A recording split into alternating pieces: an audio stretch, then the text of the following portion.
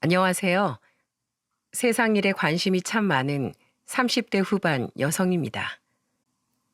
낯선 남녀가 만나 결혼을 하고 자식을 낳아 가정을 이루어가는 과정이란 참 경이로운 것 같습니다. 자식은 또 자식을 낳고 그렇게 한 세대가 바뀌어가며 세월이 흘러가죠. 하지만 반대로 이루어짐이 있으면 사그라듦 또한 존재합니다. 저는 완전한 한 가정이 차츰 소멸해가는 모습을 옆에서 지켜보았어요. 바로 저희 시댁에 관련된 이야기죠. 전 지금부터 그 안타깝고 슬펐던 과정을 이야기해보고자 합니다. 동갑내기였던 저와 남편은 2년간의 연애 끝에 웨딩 마치를 올렸어요. 요즘 젊은 분들이 많이 결혼하는 나이보다 조금 이른 28살의 말이죠. 나랑 결혼하자 석중아. 이 누나가 행복하게 해줄게. 남편은 공무원이었고 그런 남편에게 먼저 청혼을 한 사람은 다름 아닌 저였습니다. 제가 만나본 사람 중 가장 바르고 성실하고 모범적인 그야말로 제게 이상적인 남자였던 남편을 놓치고 싶지 않았거든요. 그리고 남편을 그렇게 좋은 사람으로 키워주신 두 시부모님 또한 굉장히 좋은 분들이었어요. 남편과 2살 차이 나는 손아래 시누이도 참 상냥하고 따뜻한 사람이었고요. 그중 특히 저희 시어머니는 세상에 이런 좋으신 분이 또 있나 싶을 정도로 자상한 분이셨죠. 결혼한 지 1년 뒤 당시 임신 초기였던 전 막 일을 마치고 회사 건물 밖으로 나오고 있었습니다. 밖엔 1시간 전부터 갑작스럽게 내리기 시작한 폭우가 한창이었어요. 사무실에 남은 우산이 없었고 편의점도 1분 정도는 걸어가야 했던지라 택시를 불러야 하나 아니면 이 비를 맞고 편의점까지 뛰어가야 하나 한참 고민 중이었죠. 그런데 갑자기 누군가가 건물 옆에서 절 부르더라고요. 예, 정희야. 어머님? 깜짝 놀랐습니다. 그 사람은 바로 우산을 쓰고 한 손엔 다른 우산을 들고 있던 저희 시어머니였거든요. 시어머니는 급하게 달려오신 것처럼 가쁜 숨을 몰아쉬고 계셨죠. 여기까지 어쩐 일이세요, 어머님? 날씨도 이렇게 굿은데. 아이고, 숨차다 숨차. 정이 너 우산 없지? 아, 집에 있는데 갑자기 비가 막 쏟아지더라고. 그래서 너한테 연락해볼까 하다가 너 바쁠까봐 석중이한테 전화하니까 걔도 오늘 퇴근을 늦게 해서 널 데리러 못 갈 것 같아. 안 그래도 걱정 중이었다고 하더라고. 너 오늘 차도 두고 출근했다면서? 그래서 혹시 너 비 맞을까봐 걱정돼서 얼른 내 버스 타고 뛰어왔지. 정희 너 감기도 걸렸다며? 혹시 내가 괜한 짓 한 건 아니지? 그 와중에도 시어머니는 혹시 며느리인 제가 불편해하진 않을까 걱정하며 제 눈치를 살피시더군요. 정작 전 시어머니께 너무 감동을 받아 눈가가 뜨거워졌는데요. 아니에요, 어머님. 제가 죄송해서 그러죠. 어머님은 몸도 약하시면서 고생스럽게 뭐하러 그러셨어요. 감기 걸리고 임신까지 한 우리 며느리 걱정돼서 내가 집에 있을 수가 있어야지. 집에서 노는 나야 고생스러울 게 뭐 있어. 자, 이거 바꿔라. 내가 제일 큰 우산으로 가져왔어. 그거 쓰고 얼른 집에 가거라. 감사해요, 어머니. 어머님, 그러지 말고 저랑 같이 집에 가요. 제가 맛있는 저녁 해드릴게요. 그리고 저녁엔 남편한테 데려다 드리라고 할게요. 네? 아이고, 내가 널 그렇게 번거롭게 하려고 여기까지 온 게 아닌데. 어머님한테 저녁 차려드리는 게 뭐가 번거로워요. 얼른요, 어머님. 우린 우산 하나로 쓰고 가요. 제가 들게요. 여기 제 팔짱 끼시고요. 아무리 며느리를 딸같이 아낀다지만 사실 저희 엄마도 다 큰딸인 절 위해 그렇게까지 하시진 않았거든요. 이후에도 몇 년의 세월을 더 겪어보니 저희 시어머니는 정말 온 진심을 다해 저뿐만 아니라 가족들을 위하고 아끼는 분이셨습니다. 시아버지와 남편 그리고 시누이까지 정말 모든 식구들이 시어머니를 좋아하고 존경하며 따랐죠. 그런데 마냥 화목하기만 할 줄 알았던 시댁에도 나름의 갈등과 문제가 있더군요. 그건 바로 시누이가 유독 시아버지에게만 냉담하게 굴었다는 겁니다. 시누이는 저와 남편 그리고 시어머니와는 생글생글 웃으면서 대화를 나누었지만 함께 자리에 있던 시아버지는 투명인간 취급을 하듯 시아버지에게 말도 걸지 않았고 아예 시아버지 쪽을 쳐다보지도 않았어요. 시아버지는 시누이에게 말을 걸고 싶으신 듯 보였지만 시누이의 매몰찬 태도에 항상 멋쩍은 표정을 지으며 고개를 숙이셨죠. 그래서 저는 결혼 초기의 어느 날 남편에게 넌지시 집안 사정에 대해 물어보았습니다. 그리고 남편에게 이야기를 들어보니 시누이에겐 그럴 만한 나름의 사정이 있더라고요. 우리 아버지가 우리 어렸을 때 사업을 좀 크게 하셨어. 그런데 사업이 잘 되다 보니까 그만 욕심을 내신 거야. 지금은 전부 돌아가신 할머니, 할아버지랑 외할머니, 외할아버지까지 그런 아버지를 모두 만류하셨는데 아버진 기어코 고집을 부리셨지. 그런데 문제는 그 사업을 키우려던 자금이었어. 우리 집 돈으로는 사업을 키우기에 부족했는지 아버진 기어코 우리 친가랑 외갓집에까지 돈을 빌리셨거든. 그것도 꽤나 큰 돈을 말이야. 외갓집 식구들을 설득하는 데는 물론 우리 엄마 공도 컸고 우리 엄마 아버지가 하시는 일은 웬만하면 믿고 지지해 주셨거든. 그런데 설마 그 사업이 잘못되기라도 한 거야? 그렇지. 그러니까 지금은 사업 접고 경기도 공장에서 경비원 일 하시고 있는 거야. 그때 우리 집이 얼마나 쑥대밭이 됐었나 몰라. 외갓집에선 우리 아버지한테뿐만이 아니라 엄마한테까지 소리 지르고 욕하고 난리도 아니었어. 그러게 내가 그 사업 위험하다지 않았냐. 끝까지 자기들이 안 빌려준다는 걸 그렇게 자신만만하게 설득해서 돈을 가져가더니 우리 집안을 기어코 아작을 내놨냐. 너희는 자식도 아니다. 하고 말이야. 양가 조부모님들이 노발대발 하셨던 거 충분히 이해해. 한순간에 아버지 때문에 양가가 쫄딱 망했으니까 우리 집도 빚더미 앉았었고. 남편은 어깨를 으쓱하며 씁쓸한 표정을 지었습니다. 저는 그런 남편을 위로하려 남편의 어깨를 쓰다듬었죠. 우리 부모님은 우리 집이랑 양가에 진 빚을 갚기 위해 정말 열심히 사셨어. 주부였던 우리 엄마는 파출부 일을 시작했고 파출부 일이 끝나면 저녁엔 또 식당 일을 나가셨지. 우리 아버지도 그때부터 아파트 경비일 전전하시면서 쉬는 날엔 공사판 노가다 뛰셨고 새벽엔 대리운전까지 뛰셨어. 그렇게 양가에 진 빚과 우리 집에 남아있던 빚 모두 다 갚고 난 뒤에야 엄만 일을 그만두셨고 아버지도 당시 막 이직했던 공장 경비직 일 하나만 하실 수 있게 되었어. 지금 일하시는 그 공장 말이야. 뭐 그렇게 오래된 일도 아니야. 마지막 빚을 다 갚았던 게 내 나이 23살 때였으니까. 그런데 그거랑 아가씨가 아버님을 안 좋아하는 거랑 무슨 관계가 있는 거야? 그때 우리 엄마가 너무 고생을 했어서 그런지 지금 엄마 몸이 안 아픈 데가 없으시거든. 당신도 봐서 알잖아. 우리 엄마 디스크에 각종 관절염에 잔병이란 잔병은 다 가지고 계시는 거.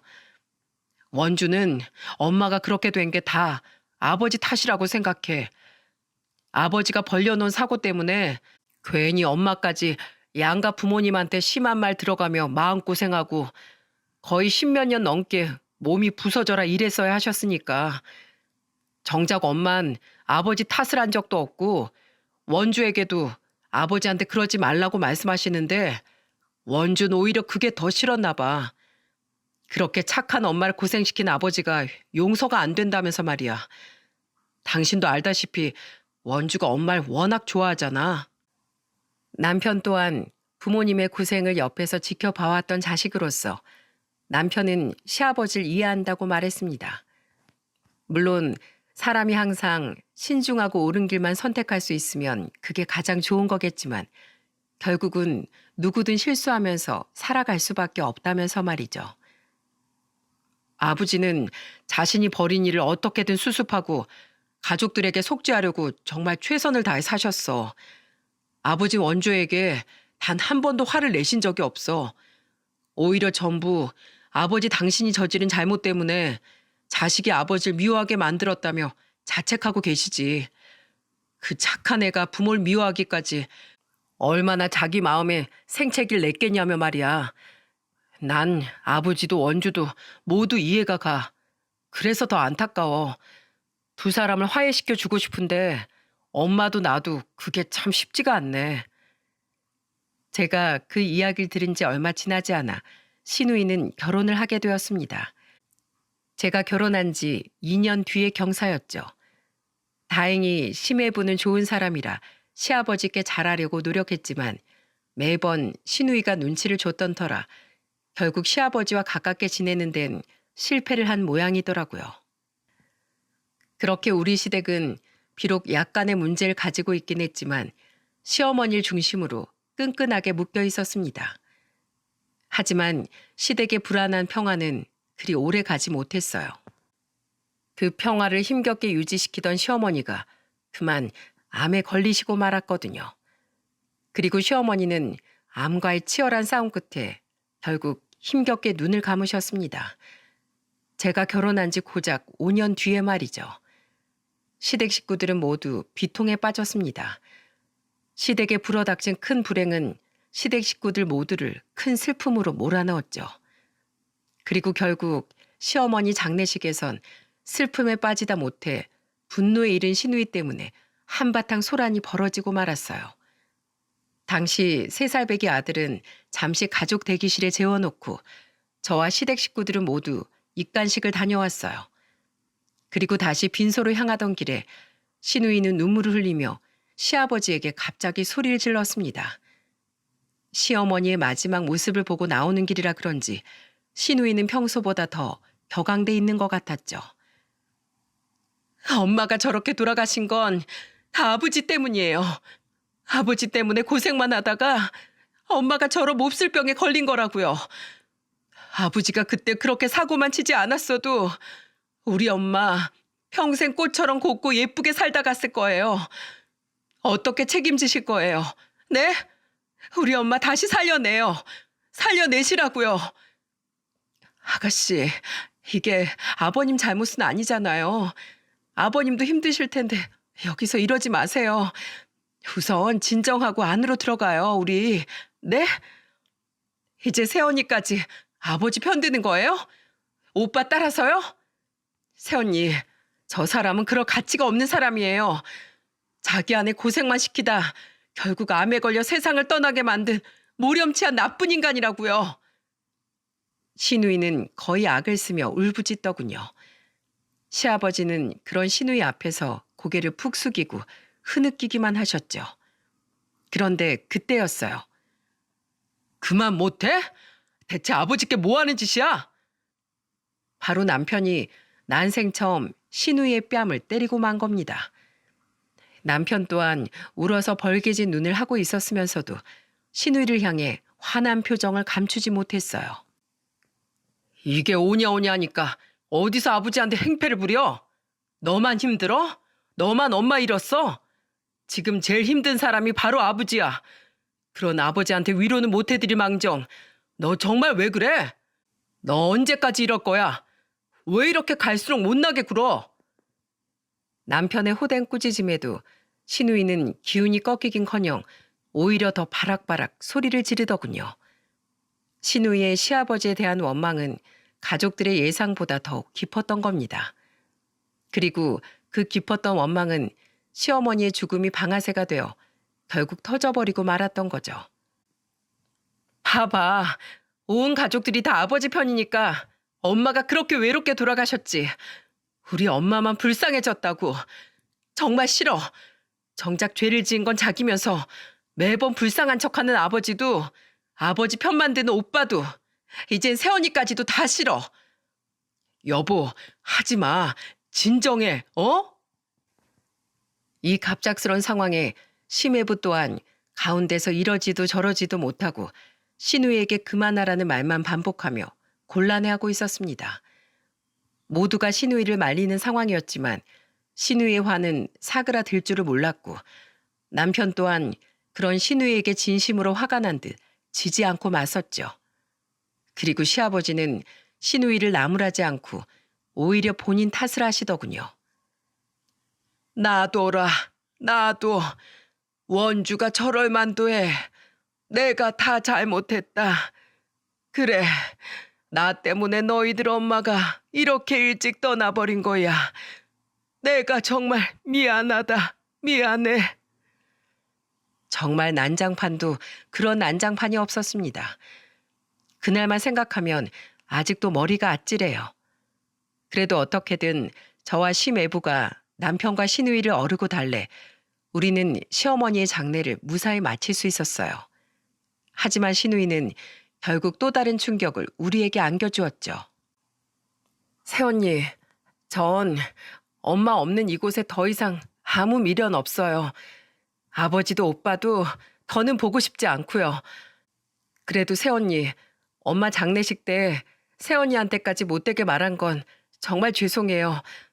잘 지내요, 새언니. 시어머니가 돌아가시고 몇 달 뒤 시누이는 시매부와 함께 캐나다로 이민을 가버렸습니다. 시누이는 이미 캐나다에 일자리를 알아봐둔 상태였고 시매부는 직업 특성상 일할 때 시간과 공간적인 제약을 받지 않았기에 가능한 일이었죠. 시누이가 갑작스럽게 떠난 후 남편도 힘들어하긴 했지만 시아버지는 한동안 정신을 차리지 못할 정도로 힘들어하셨습니다. 갑자기 아내와 딸을 동시에 잃은 일은 시아버지께 이루 말할 수 없는 충격과 상처를 준 모양이더군요. 한동안 저와 남편은 아들을 데리고 시댁에 들어가 지내기까지 했어요. 힘들어하시는 시아버지를 도저히 혼자 둘 수가 없었거든요. 이제 시아버지께 남은 유일한 가족이었던 남편은 매일같이 시아버지 기운을 되찾아주기 위해 끊임없이 노력했죠. 아버지, 너무 슬퍼하지 마세요. 원주가 엄마를 너무 좋아했으니까 그만큼 슬픔도 커서 그랬을 거예요. 오히려 지금은 이렇게 떨어져 있는 게 서로에게 더 좋을지도 몰라요. 그렇게 서로 아픔도 미움도 많이 무뎌졌을 때 그땐 분명 원주 돌아올 거예요. 심성은 여리고 착한 앤 거 누구보다 아버지가 잘 아시잖아요. 그러니까 그때까진 제가 원주만큼 아버지께 더 잘할게요. 다행히 시아버지는 조금씩이나마 차츰 기운을 찾으셨고 그렇게 2달이 지나서야 우리 가족은 다시 집으로 돌아와 생활을 하게 되었습니다. 하지만 세상의 잔인함은 또 한 번 우리를 덮치고 말았어요. 왜 이렇게 머리가 깨질 것 같지? 결혼한 지 9년 차가 되었던 어느 날이었어요. 자꾸만 머리가 아프다던 남편은 늦은 퇴근 후 씻으러 들어간 뒤 30분이 지나도록 화장실에서 나오질 않더군요. 불길해진 전 보조 열쇠로 화장실 문을 따고 들어갔고 남편은 변기 옆에 맥없이 쓰러져 미동조차 없었습니다. 저는 다급히 119를 불러 남편을 응급실로 옮겼죠. 원인은 과로로 인한 뇌출혈이었습니다. 원래도 일벌레였던 남편은 당시 너무도 잦은 야근에 시달리고 있었거든요.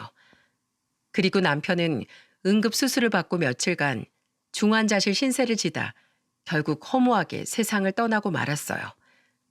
그야말로 세상이 무너진 것 같다는 말이 무슨 말인지 실감하게 되는 순간이었죠. 자식을 먼저 떠나보낸 시아버지는 거의 비명에 가까운 소리로 장례를 치르는 내내 통곡을 했습니다. 평소 저하고만 가끔씩 연락을 주고받던 시누이도 시매부와 어린 딸과 함께 뒤늦게 입국해 남편의 마지막을 함께 했어요. 시아버지는 아주 오랜만에 만나는 시누이를 보고 한달음에 달려가셨지만 시누이는 제게 위로의 말을 건넸을 뿐 여전히 시아버지에겐 눈길 한 번 주질 않더군요. 가운데서 곤란해하던 시매부만이 시아버지에게 외손녀를 보여주며 그동안 찾아뵙지 못해 죄송하다는 말을 드릴 뿐이었죠. 그래도 시누이는 남편을 납골당에 안치시킬 때까지 우리의 곁을 지켰습니다. 그리고 남편의 유고를 안치시킬 때 시아버지는 엉엉 울던 제 어깨를 안아주며 함께 눈물을 흘리셨어요. 저는 그런 시아버지의 손을 잡고 계속해서 목구멍을 비집고 나오려는 울음을 애써 참으며 남편에게 마지막 인사를 했죠. 여보, 나랑 우리 주민이 걱정은 하지 마. 우리 주민이는 내가 잘 키울게. 당신처럼 훌륭하고 바른 사람으로 자랄 수 있도록 말이야. 그러니까 여보, 하늘에선 더 이상 일도 가족 걱정도 하지 말고 편히 쉬어. 난 나중에, 아주 나중에 손자까지 다 보고 난 뒤에 천천히 당신 옆으로 갈게. 여보, 사랑해. 그리고 저는 제 옆에 꼭 붙어 있던 아들을 품에 안았습니다. 당시 7살이었던 아들은 엄마인 제가 울자 따라서 엉엉 울더라고요. 신우이는 남편의 발인이 끝나자마자 제게만 간단히 인사를 남긴 채 곧바로 캐나다로 돌아가 버렸습니다. 시아버지는 그런 신우이에게 차마 말 한번 붙여보지 못하시곤 외손녀의 손을 잡으며 심해부에게 신우이를 잘 부탁한다는 말씀만 하셨죠. 이후 저는 회사에 휴직계를 내고 한동안 마음을 다잡으려고 노력했습니다.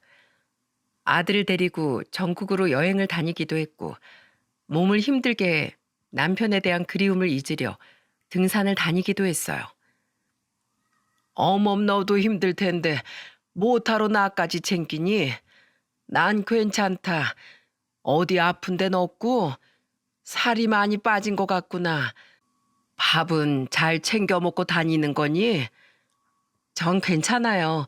오히려 아버님이 걱정이죠. 나도 괜찮다. 네 시어머니를 가슴에 묻은 것처럼 석중이 또한 지 애미 곁에 묻으면 된다. 꽃이 피기도 하고 지기도 하는 게 인생인 거겠지. 비록 이제 남편이 없어 시아버지를 자주 찾아뵙지 못했지만 그래도 전 가끔씩 아들을 데리고 시아버지를 찾아뵀어요. 남편을 잃은 저만큼 자식을 잃은 시아버지가 걱정되어서 말이죠. 그리고 남편을 떠나보낸 후 돌아온 설날, 이젠 시댁이 아닌 친정에서 명절을 보내게 된 전 혼자 계실 시아버지께 마음이 쓰여 전화를 드렸습니다. 아버님, 댁이세요? 아니다. 괜히 이런 날 집에 있어봐야 옛날 생각이 나서 서글프기만 하지. 화성 공장에 일하러 나왔다. 지금 한창 공장이 바쁠 때라 직원들 몇몇하고 대표님까지 나와서 일을 하고 있어. 이런 날 나와서 일하면 특근비도 받고 집에 혼자 있지 않아도 되니 겸사겸사 나왔지. 그런데 아버님, 목소리가 너무 안 좋으신데요? 어디 편찮으세요? 그냥 아침부터 몸에 영 힘이 없는 게 몸살이 오는 것 같구나. 너무 걱정하지 마라. 약 먹으면 금세 나을 게다. 그건 그렇고 며느리 넌 떡국을 먹었니? 주민이도 사돈 어른들은 잘 계시고. 깜짝 놀랐습니다. 이런 명절날까지 나가서 일을 하고 계시다뇨. 게다가 시아버지의 목소리가 영 힘이 없으신 게 어디 편찮으신 건 아닌가 걱정이 되더라고요. 네, 아침에 오빠들이랑 새언니들이랑 다 같이 먹었어요. 저희 부모님도 잘 계시고요. 아버님은요? 식사는 좀 하셨어요? 명절 음식 같은 건 아무것도 못 드셨죠? 이제 혼자인 늙은이가 명절이 다 무슨 소용이겠니? 그냥 출근하기 전에 대충 먹었다. 그럼 아버님, 제가 음식 좀 싸서 아버님 계신 공장으로 갈게요. 아무래도 아버님이 걱정돼서 제가 직접 뵙는 게 좋을 것 같아요. 저는 통화를 마치고 엄마에게 부탁을 드려 갖가지 나물과 전을 보온통엔 탕국을 쌌습니다. 가서 네 시아버지 잘 보살펴드리고 집에도 모셔다 드리고 와. 말씀은 안 하셔도 많이 쓸쓸하고 외로우실 거다. 저는 그것들을 들고 아들과 함께 시아버지가 일하시는 공장으로 향했어요. 아들은 오랜만에 할아버지를 본다는 생각에 신이 나 있었죠. 할아버지 오랜만에 뵈러 가니까 좋지, 주민아? 거기 가서 할아버지 보자마자 꽉 안아드려. 그럼 할아버지가 엄청 좋아하실 거야. 하지만 공장 정문 앞에 주차를 하던 전 눈앞에 펼쳐진 광경에 차마 말을 잇지 못했습니다. 주차장에서 조금 떨어져 있는 공장 입구 옆엔 시아버지께서 계신 경비실이 보였는데 그 앞에서 소란이 일어나고 있었거든요. 이봐 김씨, 일 똑바로 안 해? 소란의 주인공은 다름 아닌 작업복을 입은 등치 큰 남자 직원과 저희 시아버지였습니다. 그런데 저희 시아버지는 마치 죄진 사람처럼 두 손을 모으고 그 사람에게 연신 사과를 하고 계시더군요. 창문을 살짝 열고 대화 소리를 들어보니 이루 말할 수 없이 화가 나더라고요. 그리고 저는 직업 정신이 발동해 그 모습을 전부 동영상으로 촬영하기 시작했어요. 김씨, 내가 인사 똑바로 하라고 했지? 어딜 직원이 지나가는데 엎드려서 잠을 쳐자고 있어? 어디서 농땡이를 치고 있냐고? 이거 나이도 먹을 대로 먹은 양반이 돈을 꽁으로 벌려고 하네. 김씨, 이렇게 대충 일할 거면 그냥 때려치워. 내가 대표님한테 얘기해서 당신 확 잘라버리라니까. 제가 오늘 몸이 좀 안 좋아서 약을 좀 먹었더니 너무 졸려서 그만 깜빡 졸아버렸네요. 죄송합니다. 김씨, 내가 저번에도 얘기했지? 경비면 경비답게 직원들한테 인사 꼬박꼬박 똑바로 하라고. 그런데 오늘은 잠을 자? 아주 배가 불렀지? 왜? 명절이라서 일하기 싫어? 그렇게 당신이 꽤나 부리면서 대충대충 사니까 고생만 하던 아내는 암으로 죽고 자식 하나는 과로로 되져버리고 하나는 멀쩡히 살아있는 자기 아버지 꼴도 보기 싫다고 외국으로 튀어버렸지. 어차피 당신 이제 찾아올 자식도 없는데 앞으로 여기서 잘리면 볼만 하겠어? 찾아오는 사람 하나도 없이 독거노인으로 외롭게 살다가 죽겠네. 그러니까 당신 그런 걸 당하고 싶지 않으면 일 똑바로 해. 알겠어? 확 잘라버리기 전에. 시아버지께서 그 공장에 워낙에 오래 다니셨다 보니 시댁의 가정사를 공장 사람들도 속속들이 알고 있는 모양이더군요. 그놈은 이젠 저희 시아버지의 경비원 모자를 손으로 벗기더니 그 모자로 시아버지의 머리를 툭툭 밀치기까지 했어요. 시아버지는 여전히 죄송하다는 말만 반복하고 계셨고요. 그놈의 충격적인 말과 행동을 보니 저도 더 이상은 차에 가만히 있을 수가 없겠더군요. 주민아, 너 여기 꼼짝 말고 있어? 엄마가 할아버지 좀 돕고 올게. 그리고 아들에게 신신당부를 한 저는 차에서 내려 그놈에게 돌진을 했습니다. 여전히 휴대폰 카메라는 몰래 그놈을 향해 겨눈 채 말이죠. 저기요, 지금 뭐 하시는 거예요? 당신은 또 뭐야? 그놈은 갑자기 등장한 저를 위아래로 훑어보며 물었습니다. 저는 잔뜩 화가 나 씩씩대며 그놈에게 제가 시아버지의 딸이라고 말했어요. 그러자 그놈은 그제야 당황한 듯한 표정을 짓더군요. 저요? 이분 딸입니다. 딸이요? 아니, 잘못은 김씨, 이 아저씨가 먼저 했어요. 경비가 돼서 직원이 들어오면 인사를 똑바로 해야지. 이 인사는커녕 엎드려 자고 있었으니까 내가 그런 거 아닙니까? 저희 아버지가 몸이 너무 안 좋았다고 방금 사과하셨잖아요. 사람이 아플 수도 있지. 그거 하나 가지고 이렇게 막말하고 사람 머리 툭툭 쳐가면서 모욕을 주는 게 요즘 세상에 말이나 됩니까? 게다가 따지고 보면 경비원이 여기 공장 경비하는 사람이지 인사해주는 사람이에요? 그렇게 인사받고 싶으면 인사하는 고깃집 풍선 인형 앞이나 어슬렁거려요. 아니, 내가 뭐 괜히 그래요? 저 양반 평소에도 행실이 영 별로였으니까 이러지. 계속해서 소란이 일자 공장 안에 있던 직원들이 호기심 어린 표정으로 우리 주위에 하나둘 모여들기 시작했습니다. 저는 그들 중 여자 한 사람을 콕 집어 물었어요. 그 사람은 당황한 표정으로 제 말에 순순히 대답을 했죠. 저기요, 이 사람 직급이 어떻게 돼요? 네? 과장인데요. 과장? 기가 찬다. 회사 대표도 아니고 과장인 주제에 어디서 사람을 자르네 마네. 그리고 저기요, 제가 하나만 더 여쭤볼게요. 솔직히 말씀해 주세요. 여기 계신 이분, 저희 아버지 어떤 분인가요? 저 사람 말대로 저희 아버지가 정말 평소 행실이 안 좋았나요? 그 여직원은 잠시 제 물음에 머뭇거렸어요. 그리고 이내 그 여직원은 머리를 극적이며 이렇게 대답했죠. 아니요. 우리 경비 아저씨 엄청 좋으세요.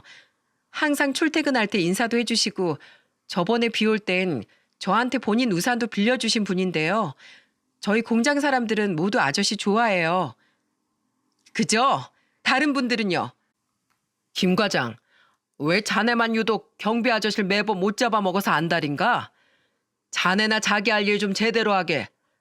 아가씨 아버님 굉장히 성실하고 모범적인 분입니다. 김 과장 저 사람은 유독 아저씨에게 시비를 걸고 다녔어요.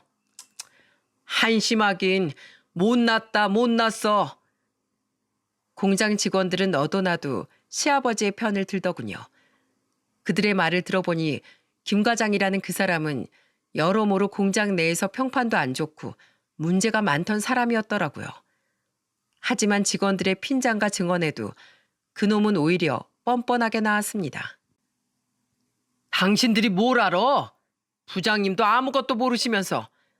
여기 이 김씨 완전 이중인격자라고요. 저하고 있을 땐 안 그런다니까요. 그놈은 끝까지 자신의 잘못을 인정하지 않았어요. 저는 이놈은 글러먹은 놈이다 싶어 최후의 카드를 꺼내 들었습니다. 진짜 이 사람 안 되겠네. 아무리 그래도 곧 70인 분한테 막말하고 머리 툭툭 밀치는 행동이 정말 맞다고 생각해요? 당신 딱 기다려요. 당신 행동들 내가 전부 동영상으로 찍어놨으니까. 그걸로 뭐? 그걸로 뭘 할 건데? 당신이 뭔데? 나요? 이분 딸이자 대한민국 기자예요. 보이세요?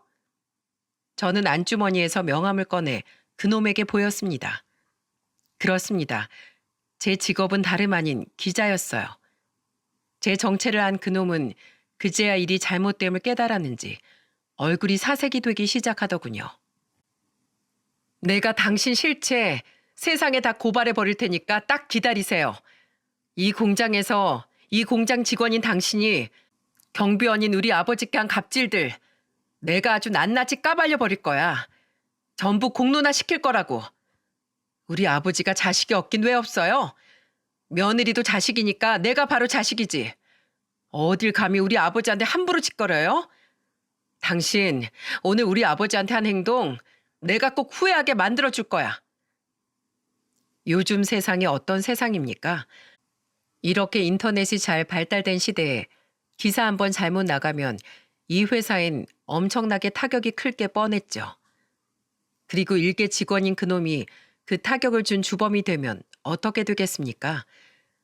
회사 측에서 그놈을 상대로 고소를 하든 책임을 지고 퇴사를 하든 막대한 손해배상을 피하지 못하겠죠. 저는 제가 찍은 그 영상으로 어떻게든 그놈에게 벌을 주고 싶었어요. 시아버지는 저를 걱정스러운 표정으로 바라보셨습니다. 저는 그런 시아버지께 마음 놓으시라고 말씀드리곤 직원들에게 물어 곧장 3층 대표실로 향했어요. 아까 시아버지와 통화할 때 이 회사 대표도 출근했다는 말을 들은 게 기억이 났거든요. 저는 대표실 문을 벌컥 열어젖혔고 사무 업무를 보고 있던 대표란 사람은 그런 저를 보며 굉장히 놀랐습니다. 그러고 보니 낯이 익은 것도 같은 게 생각해보니 저희 시어머니 장례식 때도 남편의 장례식 때도 항상 조문을 오셨던 분이더라고요. 안녕하세요, 대표님. 저 경비원 김철남 씨 며느리 되는 사람입니다.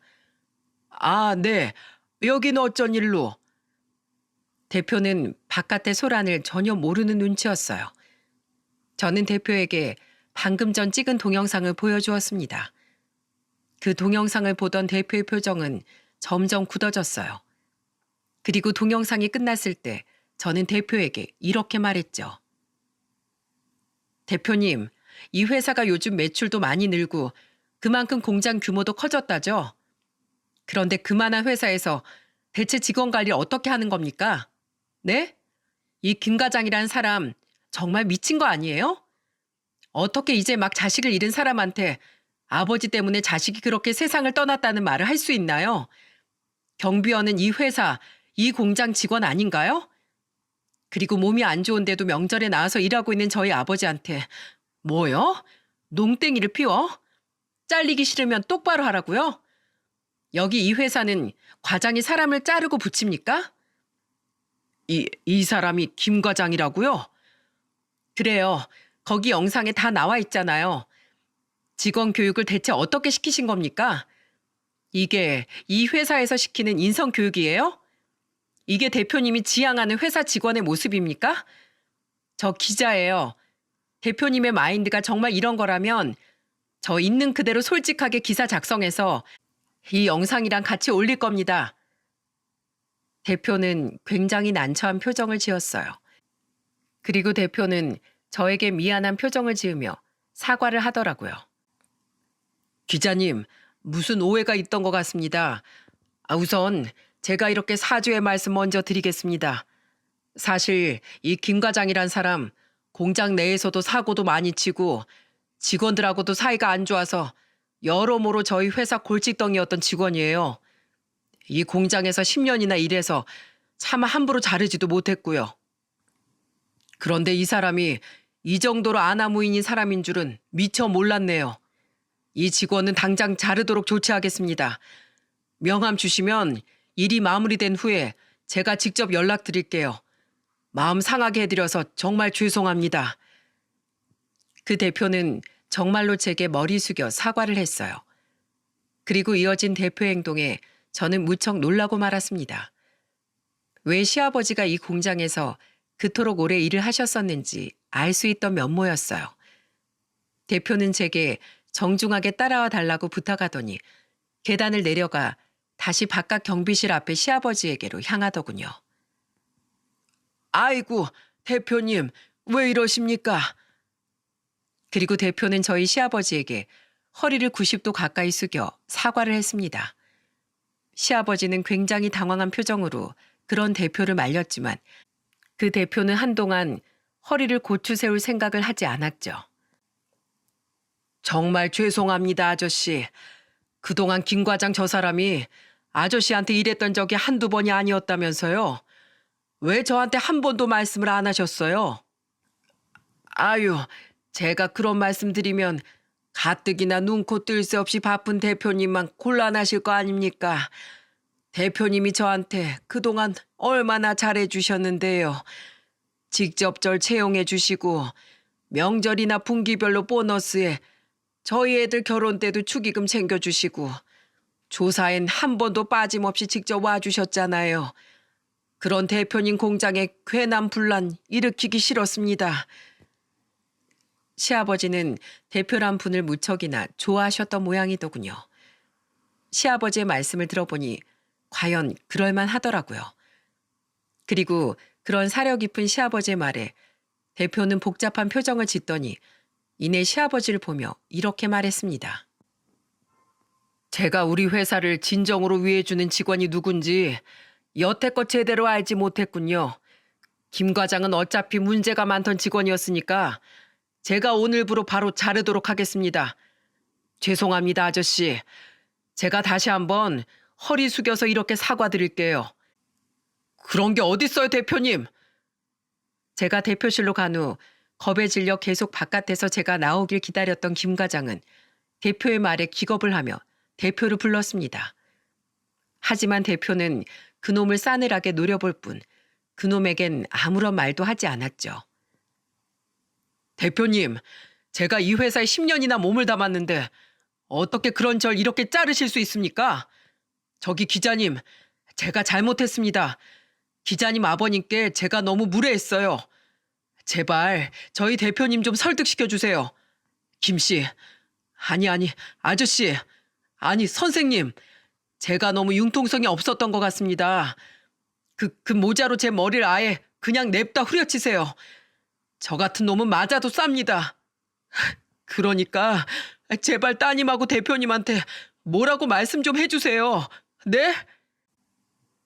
그놈은 대표가 자신의 말을 들어주지 않자 이젠 저와 시아버지에게까지 악어의 눈물을 보이며 애원을 하더군요.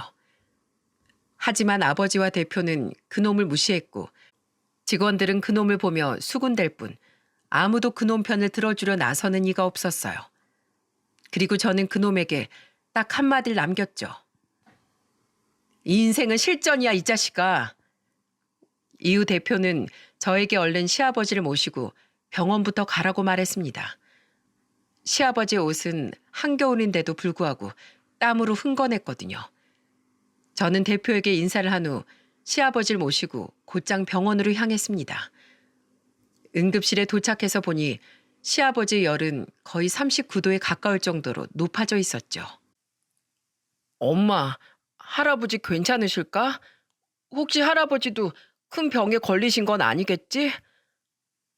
아들은 먼저 세상을 떠난 시어머니와 남편을 떠올렸는지 겁먹은 목소리로 묻더라고요. 저는 그런 아들을 꼭 안아주며 안심을 시켰죠. 아니야, 그냥 단순한 감기 몸살이시래. 그러니까 주민아, 할아버지 빨리 나으시게 할아버지 손 꼭 잡아드리면서 할아버지 빨리 나으세요 라고 말씀드려. 약을 처방받고 나온 저는 시아버지를 시댁까지 모셔다 드렸어요. 뭐가 그렇게 미안한 건지 시아버지는 연신 제게 미안하다는 말을 하시더군요. 저는 그런 시아버지를 방에 눕혀드리며 시아버지의 손을 잡고 말했어요. 앞으로 아프시면 절 부르세요, 아버님. 저도 아버님 자식이잖아요. 한 이틀 푹 쉬면 괜찮아질 거라고 병원에서 말했으니까 아무것도 하지 말고 누워서 푹 쉬세요. 대표님도 모레까지 쉬라고 말씀하셨으니까요. 아셨죠? 제가 죽 끓여놓고 갈 테니까 죽 드시고 제가 싸운 도시락은 내일 저랑 같이 먹어요. 내일 저 또 올게요. 저는 시아버지가 잠드는 모습까지 본 후에야 아들을 데리고 시댁에서 나왔습니다. 시댁을 나올 때 거실 탁자에 저희 부부의 결혼식 앨범이 펼쳐져 있는 걸 봤어요. 혼자 남은 이 집에서 행복했던 지난 날을 홀로 추억하며 앨범을 보고 계셨을 시아버지를 생각하니 마음이 아파 눈물이 나오려던 걸 겨우 참았죠.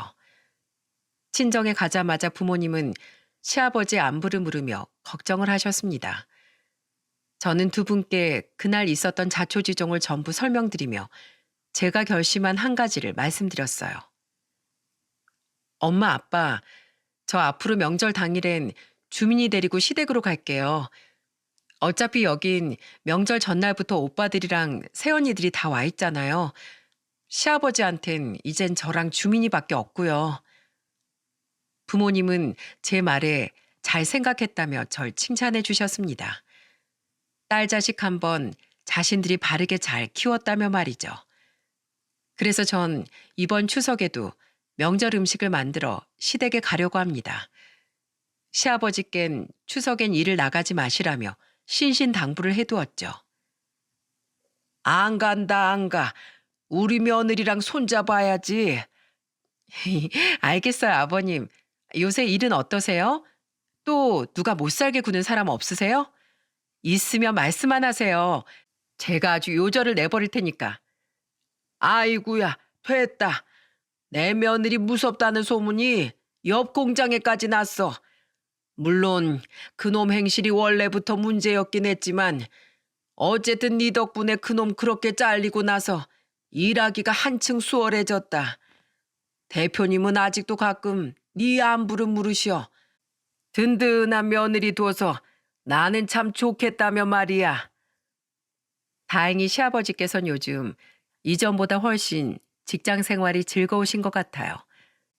그리고 날이 갈수록 조금씩 밝은 모습을 되찾던 시아버지께 드릴 반가운 소식이 하나 더 있습니다. 그게 뭐냐면 말이죠. 아가씨, 이번 추석에 꼭 오시는 거죠? 그렇다니까요, 새언니. 비행기표도 우리 세 명 거 다 예약해놨어요.